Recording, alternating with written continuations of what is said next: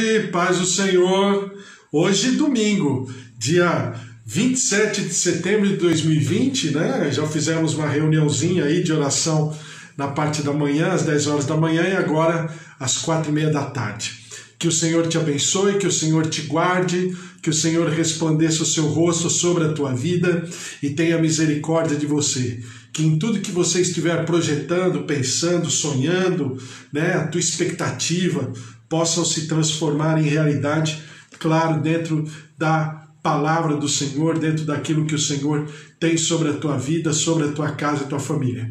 Boa tarde, paz do Senhor, Márcia, Deus abençoe aí você, o Fábio, filhos, Deus abençoe a todos, Dona Efigênia, seu Augusto, netos, filhos, Deus abençoe a todos. Também a Kátia. Oi, Kátia, tudo bem? Deus abençoe você, viu, Kátia? Aí em Valinhos, terra maravilhosa, Valinhos. E também o Bispo Antônio. Deus abençoe o Bispo Antônio. A glória, a presença, o mover do Senhor esteja sobre a tua vida, sobre a tua casa e sobre a tua família, sobre os teus queridos, seu Mauro, Dona Elizabeth, Dona Noêmia. O Senhor esteja sobre todos vocês aí, Priscila, Suzy, em nome de Jesus. Estamos lendo a palavra do Senhor, claro, e sempre lendo, falando e pensando a respeito. Eu gostaria de pedir para que você abrisse sua Bíblia em Malaquias capítulo 4. Né? Nós temos falado bastante sobre Malaquias esses dias, principalmente sobre o tema dízimo e oferta, mas dando continuidade, Malaquias capítulo 4. Malaquias capítulo 4 é o, vamos chamar assim, é o fechamento, né? É o fechamento literário, mas também é o fechamento espiritual de um ciclo inteiro, que começou lá nos livros históricos, lá no livro do Gênesis, Pentateuco, a Torá, né, para o judeu, e começou ali e veio durante 39 livros, grandes homens de Deus, grandes mulheres de Deus, escreveram as páginas desse livro, claro, inspirados pelo Senhor, pelo Espírito Santo, e agora Malaquias está terminando, fechando esse momento, esse período, para que se inaugurasse um outro período. Obviamente, entre Malaquias capítulo 4 e Mateus capítulo 1, né, se eu for de maneira cronológica, não é Mateus, mas é Marcos, né? De maneira cronológica. O livro de Mateus foi o primeiro a ser distribuído, mas o livro primeiro dos evangelhos é o livro de Marcos. Então, se eu contar de Malaquias até Mateus, dá por volta de 400 anos. 400 anos que não houve palavra profética, de maneira assim oficial, nacional, né? E o Senhor, vamos dizer assim, permitiu que o povo se enveredasse pelo caminho da religiosidade. Foi quando surgiram os saduceus, os fariseus, os essênios, né? Os escribas tinham também a sua casta, tinham aqueles que eram herodianos, né, que achavam, criam e defendiam e pregavam de que Herodes seria o ungido do Senhor, e como ungido do Senhor, ele deveria ter o status de Messias. Então, uma série de coisas aconteceu exatamente por causa desse termômetro que Malaquias coloca no capítulo 4. Tá? Diz assim, Malaquias capítulo 4, versículo 1. Pois eis que vem o dia, e arde como fornalha todos os soberbos, e todos os que cometem perversidade serão como restolho. Restolho na minha Bíblia, na maioria das Bíblias está escrito palha, né? Serão como palha. Ou seja, de fácil, que é fácil queimar, né? De fácil pegar fogo. O dia que vem os abrasará, diz o Senhor dos Exércitos, de sorte que não lhes deixará nem raiz, nem ramo. Então, aquilo que durante toda a história do Antigo Testamento, de quando em quando o povo perguntava, mas e o ímpio? O que é feito do soberbo? né? Em linhas gerais, o pensamento do povo era o seguinte: parece que não acontece nada com eles. É o Salmo 73, né? O Asaf, quando escreveu o Salmo 73. Parece que não acontece nada com eles. Parece que eles não ficam doentes. Parece que eles não passam aperto. Parece que eles não têm problema financeiro, econômico, material. Tudo que eles fazem dá certo. Então, havia, e você percebe isso em Malaquias, porque Malaquias, quando o Senhor convoca o povo a essas 8 audiências, né, 8 reuniões solenes, através de Malaquias, você percebe que o povo coloca Deus no banco dos réus.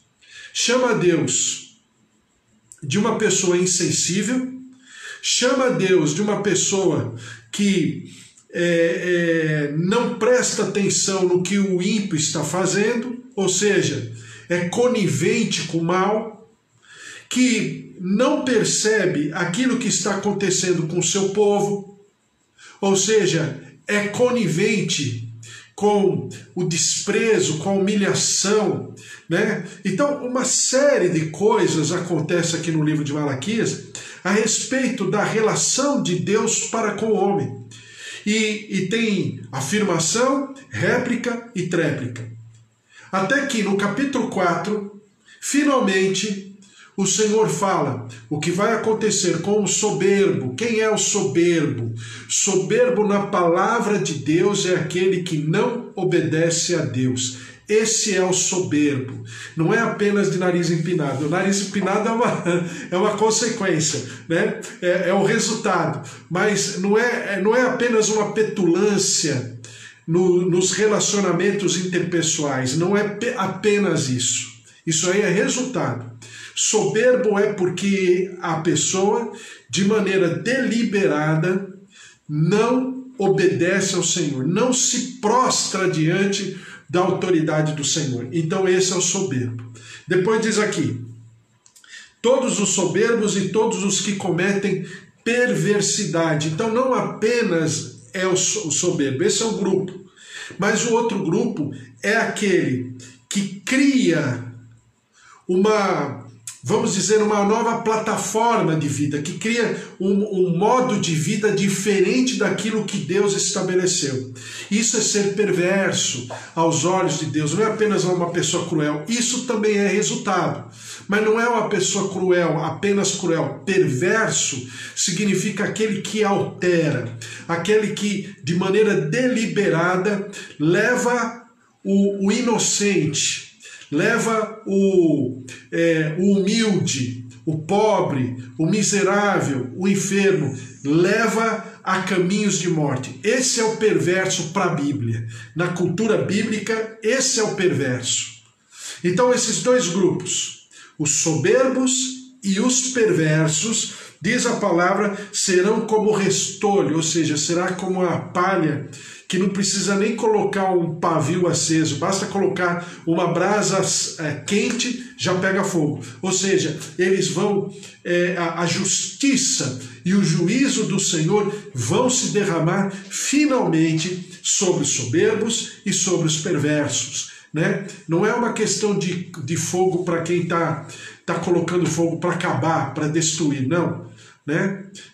Não, porque o Senhor está falando dos últimos dias, o Senhor está falando do juízo final. Então não é para exterminar, mas é para trazer justiça, trazer juízo, trazer luz às atitudes, aos sentimentos dos soberbos e dos perversos. Depois diz aqui: o dia que vem os abrasará, diz o Senhor dos Exércitos, de sorte que não lhes deixará nem raiz nem ramo. Então será uma justiça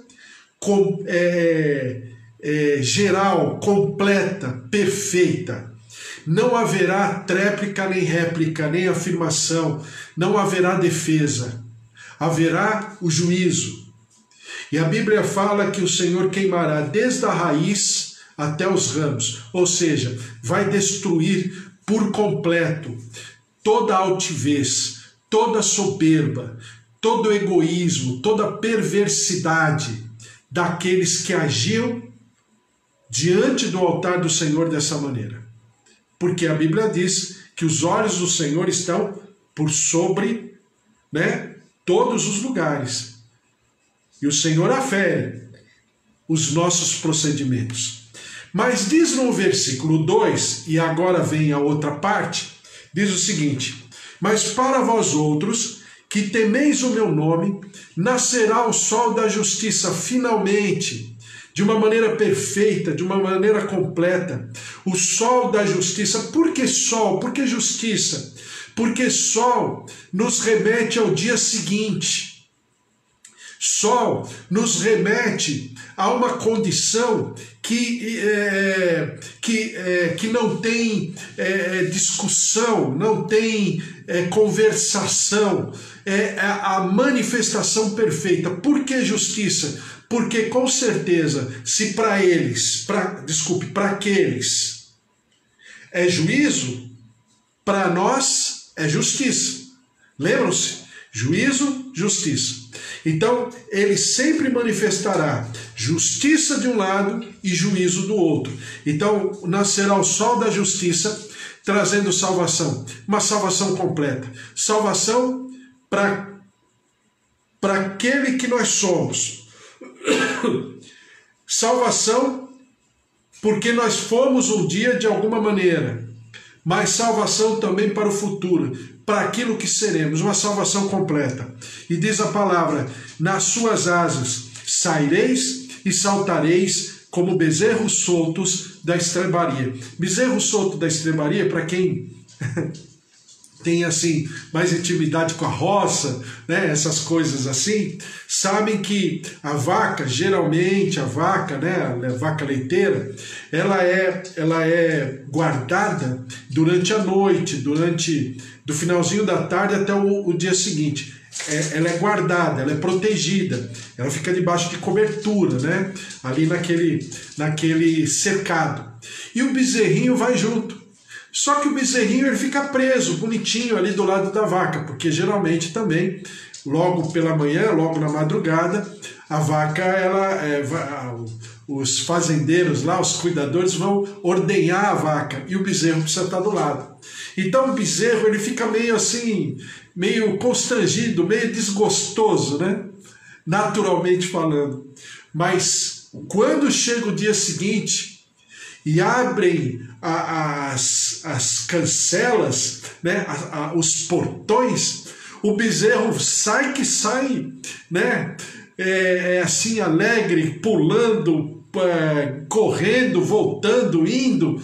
Por quê? Como bezerros soltos da estrebaria. Então é essa alegria, é essa felicidade que nós manifestaremos naquele dia. Enquanto alguns, ou muitos, melhor dizendo, muitos, segundo a palavra do Senhor, muitos, enquanto muitos estarão chorando, estarão batendo no peito, estarão enraivizados, desesperados, nós estaremos do outro lado como bezerros soltos da estrebaria. Que palavra poética bonita, Muito bonita.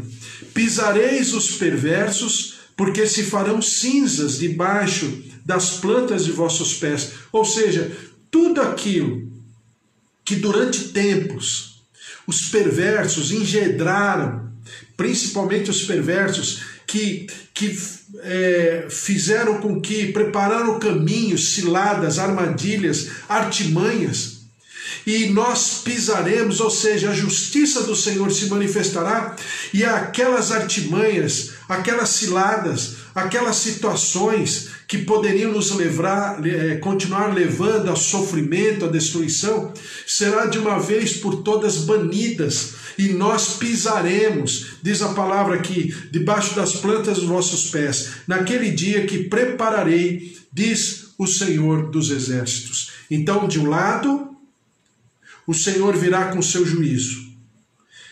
De um lado, o Senhor dará o basta a tudo isso. E durante séculos e séculos e séculos, gerações e gerações e gerações, que o povo de Deus perguntou e indagou: cadê Deus? Deus não está enxergando, né? Quantas vezes a gente já ouviu falar, mas Deus não está sabendo tudo isso? Olha só fulano que está sendo destruído, olha as crianças morrendo de fome lá na África, Deus não está vendo?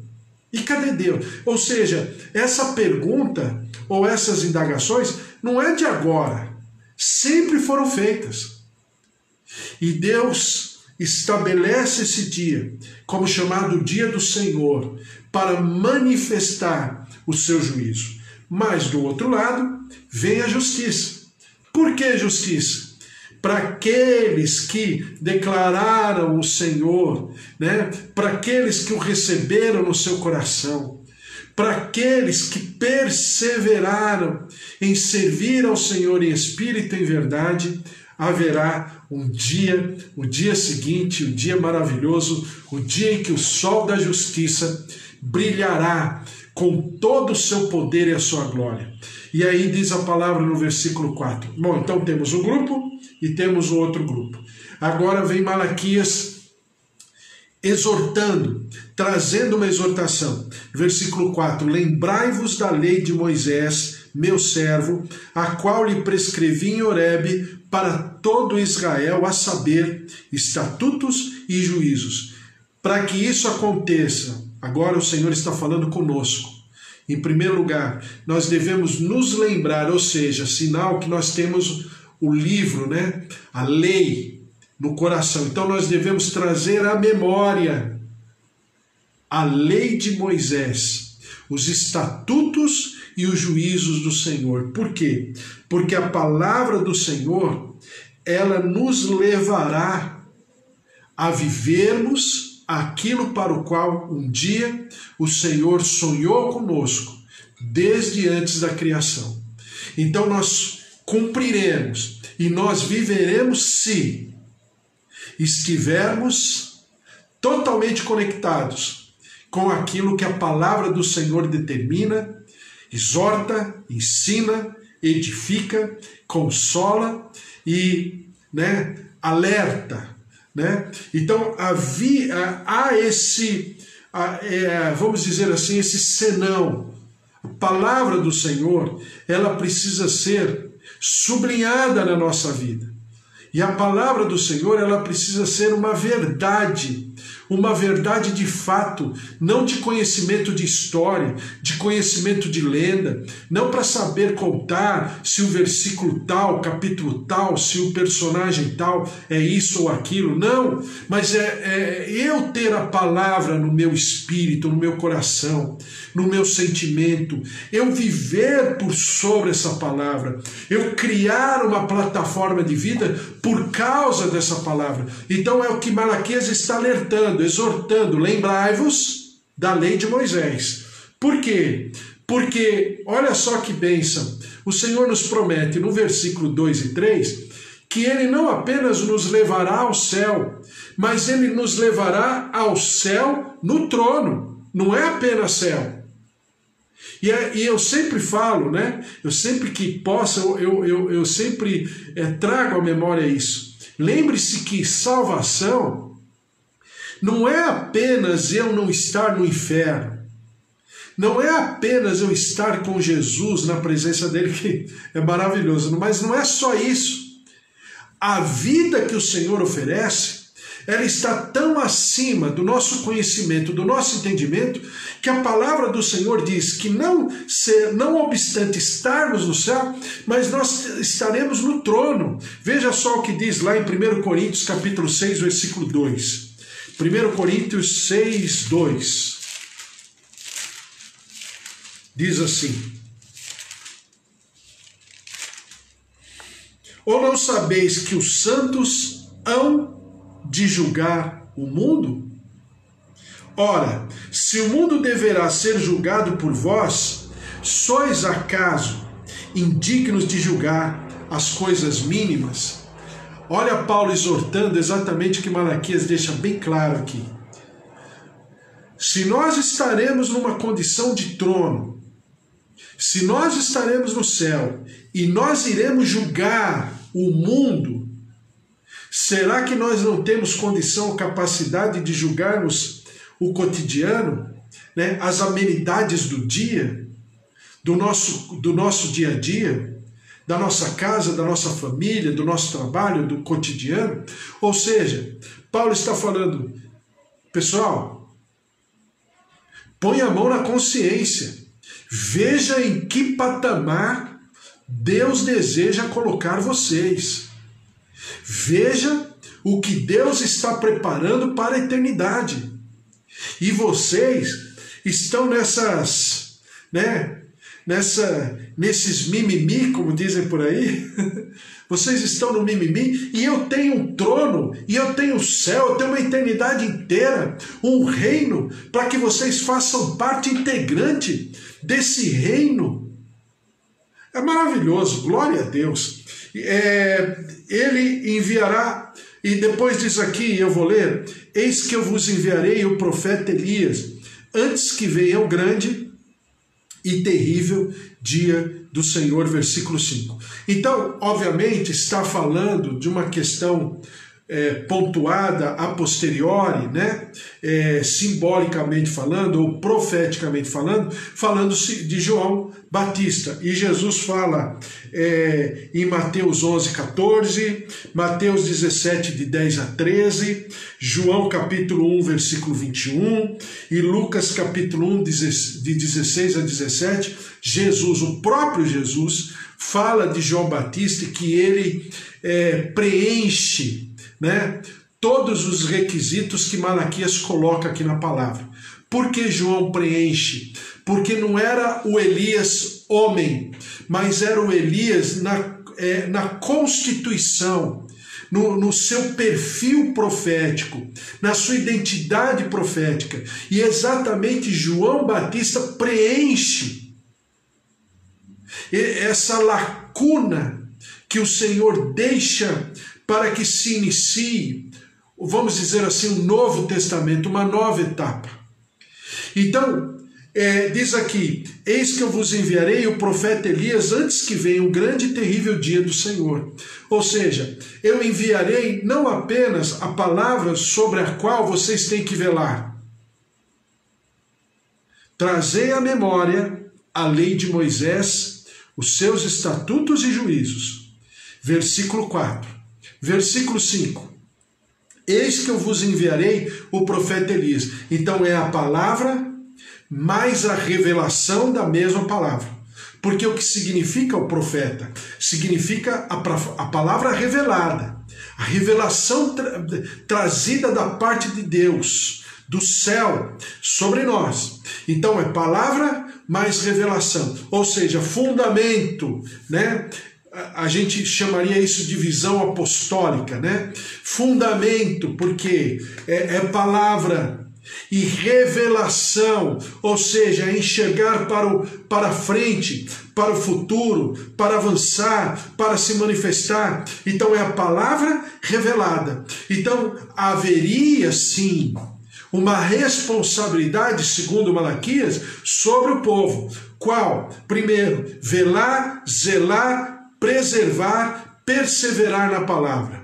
Segundo, entender que o Senhor tem uma palavra revelada, que é exatamente o ensino, né? Seria a palavra profética, seria o ensino, a visão contextualizada de tudo aquilo que o Senhor tem. E para terminarmos, falando em contextualização, versículo 6 diz assim: ele converterá o coração dos pais aos filhos e o coração dos filhos a seus pais, para que eu não venha e fira a terra com maldição. Então, presta atenção no versículo 6. Ele converterá quem? O movimento dessa palavra revelada, a identidade profética de proferir a palavra de Deus, trará sobre as gerações futuras uma capacidade dos pais se converterem aos filhos e os filhos aos pais. Por quê? Porque se não houver conversão, se não houver comunhão entre pais e filhos, não haverá a geração futura no sentido geracional, no sentido profético, no sentido apostólico, no ministério de salvação, de restauração, de reconstrução, de restituição. Então o que Malaquias está falando aqui é muito sério, porque Malaquias está falando de um processo onde nós percebemos nos nossos dias que não é muito fácil. É o pai se converter ao filho, ou seja, o pai dar mais valor ao filho, o pai dar importância ao filho, o pai colocar o filho, ou os pais colocarem os seus filhos como prioridade em suas vidas. É muito difícil, por uma série de razões. Segundo, são os filhos se converterem aos pais, são os filhos desenvolverem uma capacidade de paciência, de perseverança para aprender com os pais, para entenderem que os seus pais têm sim o que lhes ensinar, o que lhes educar, né? Mais educar do que ensinar. Ensinar, quem ensina é a escola, mas educar é o pai. Então que o pai tem o que transferir, tem o que colocar diante da vida dos filhos, para que os filhos vivam exatamente essa transferência e essa passagem, essa liga, essa ponte entre o pai e o novo. Mas não para questionar, não para discutir, mas para fazer com que aquilo seja o alicerce que o filho levará adiante. E assim a palavra do Senhor se moverá de geração em geração.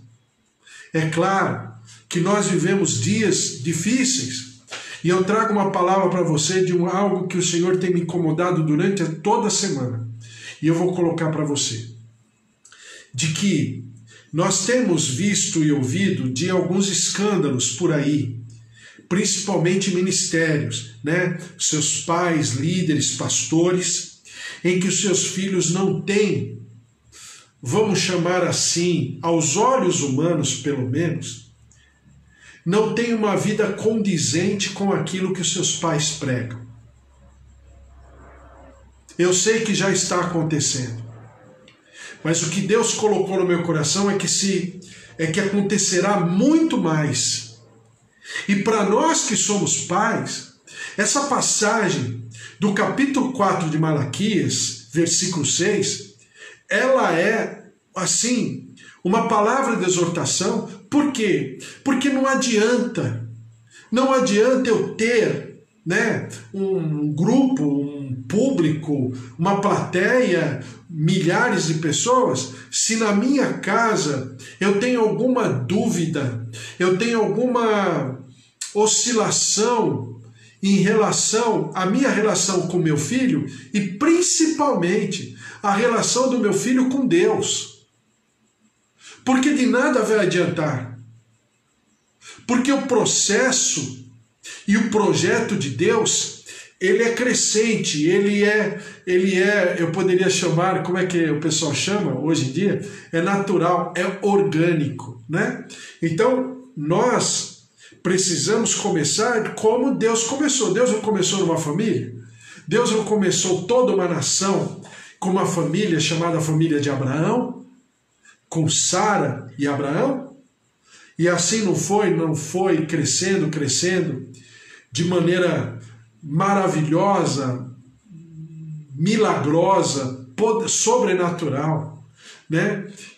A tal ponto que hoje, eu sempre falo para você, eu falei esses dias, né? Se nós contarmos de todos, só na nossa geração, de todos que se dizem herdeiros de Abraão, nós teríamos as três maiores religiões monoteístas: a cristã, a judaica e a muçulmana, né? Três.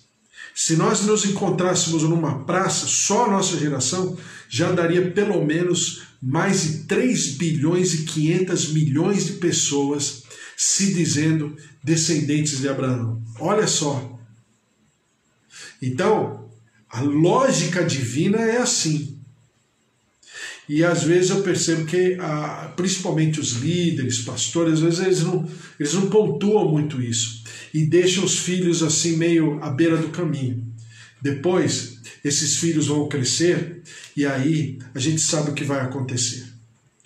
Então nós, enquanto estamos andando com os nossos filhos, precisamos trabalhar o que significa essa conversão. Não é apenas a conversão em relação a Deus, é claro que também é.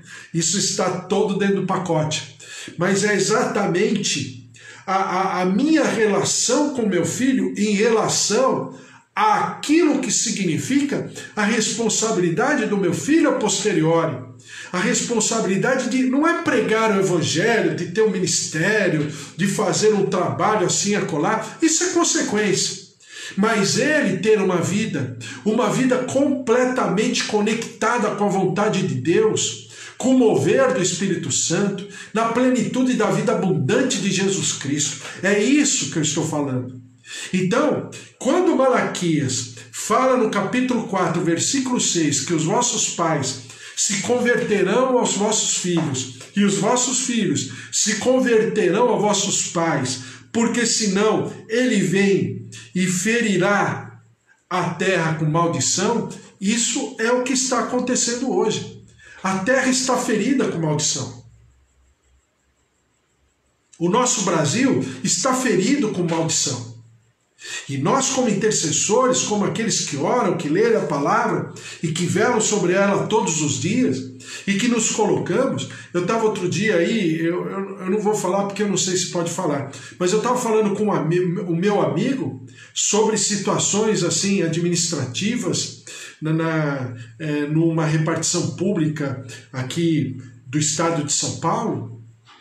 As pessoas fazem cada barbárie para poder enganar o livro de ponto, para falar que foi, mas não foi, né? Para se aposentar. Mas a cada história, cada situação que você fala assim, mas não é possível que venha do ser humano. O pior de tudo é que do ser humano ranqueado.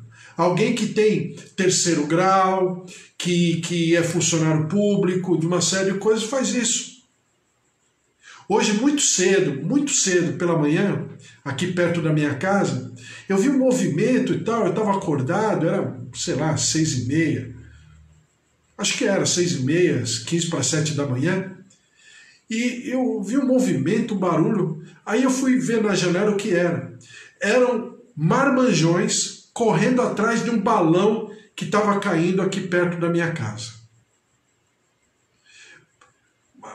Mas se vocês vissem as pessoas, vocês não iriam pensar que as pessoas estavam fazendo isso. Carros luxuosos, homens, pelo menos mais que 30 anos tinham, sei lá, 35, 40 anos, tinha homem grisalho, descendo as ruas na contramão, só para pegar um balão. Um balão que aos olhos da polícia é crime. Então, eu ouvindo o meu amigo conversando comigo sobre essas coisas, eu olhando, eu pensando comigo, a que ponto chegou o gênero humano? Isso é maldição, porque isso é cegueira. Porque a Bíblia diz, e Paulo fala muito a respeito disso, que vamos dizer assim, o príncipe desse mundo cegou-lhes o entendimento. Então nós, como servos de Deus, precisamos começar lá na nossa casa, junto aos nossos filhos, junto à nossa relação, como que anda a nossa vida com Deus, como que anda a vida dos nossos filhos com Deus e como nós andamos com Deus em comunhão, porque é exatamente o que Malaquias está falando, porque haverá um grupo e outro grupo. Já imaginou? No dia do Senhor, vamos dizer que eu esteja de um lado e o meu filho esteja do outro? Por quê? Porque eu fiquei preocupado com outras coisas e não fiz, como dizem por aí, né? Não fiz a lição de casa. Que evangelho é esse? Que palavra é essa? Que conversão é essa que eu tenho? Onde eu estarei de um lado e meu filho do outro, ou vice-versa, né? Aos filhos a mesma coisa em relação aos pais. Será que eu, filho, estarei de um lado e meu pai do outro lado? Meu Senhor. Então, quando Malaquias nos exorta, Malaquias está nos exortando, claro, naquela época, porque haveria uma nova etapa. E essa etapa iniciou-se 400 anos depois, claro, com certeza. Mas também Malaquias, porque a palavra de Deus ela não passa, Malaquias está falando com cada um de nós, nossas casas, nossas famílias, nossas responsabilidades, porque eu sempre digo, o maior ministério é o ministério que me liga à minha família. O meu ministério, em primeiro lugar, é a minha família. Depois vem as outras coisas. Porque senão, desculpe, eu posso estar num lugar maravilhoso, cheio de gente, né? No grito da moda em todos os sentidos, mas se os meus filhos não estiverem no mesmo nível, no mesmo compromisso, no mesmo comprometimento que eu estiver, desculpe, haverá uma grande infelicidade minha. E assim seja sobre aqueles que estão ao teu redor, e ensine isso. Por quê? Porque essa coisa de falar, Deus é que sabe, tá bom, Deus é que sabe, mas eu tenho a minha responsabilidade. Eu tenho que chamar para mim a responsabilidade. Eu tenho que fazer a diferença. E para terminar, né, eu quero ler Mateus 25, só porque a gente, daqui 2 dias, um dia, a gente vai entrar já em Mateus, mas Mateus capítulo 25 diz aqui o seguinte, versículo 1. Então, o reino dos céus será semelhante a 10 virgens que, tomando as suas lâmpadas, saíram a encontrar-se com o noivo. 5 dentre elas eram nécias e 5 prudentes. As nécias, ao tomarem as suas lâmpadas, não levaram azeite consigo. No entanto, as prudentes, além das lâmpadas, levaram azeite nas vasilhas. E, tardando o noivo, foram todas tomadas de sono e adormeceram. Mas à meia-noite ouviu-se um grito: eis o noivo! Saí ao seu encontro.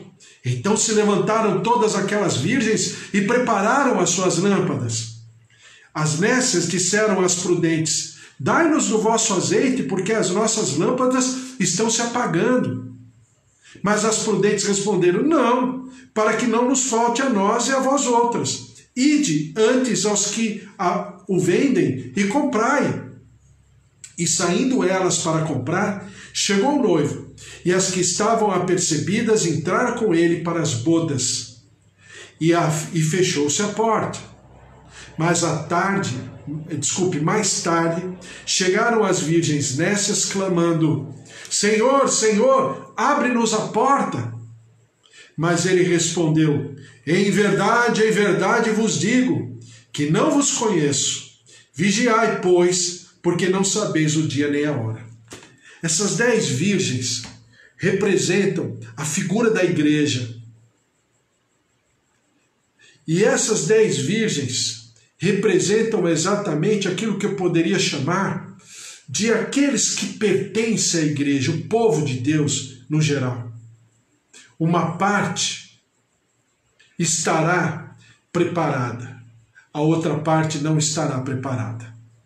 Então nós, como servos de Deus, precisamos pegar essa palavra de Malaquias, colocar diante do Senhor e buscar no Senhor e falar: Senhor, eu quero estar completamente cheio, impregnado do teu azeite, do teu óleo, do teu mover, do mover do teu Santo Espírito. Porque, claro, Paulo diz mais tarde, né, lá no livro de Efésios, que o Espírito Santo é o penhor da nossa salvação.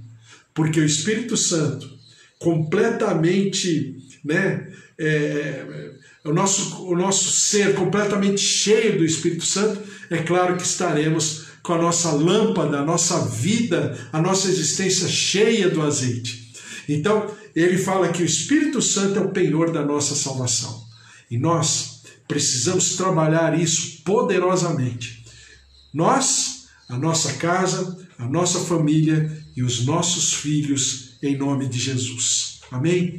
Glória a Deus. Senhor, nosso Deus, nosso Pai, eu coloco diante do Senhor essa palavra, o livro de Malaquias, um livro tão especial, tão poderoso, que tem tanto para dizer, tanto para ensinar, tanto para manifestar da sua glória, do seu poder, da sua grandeza, da sua majestade.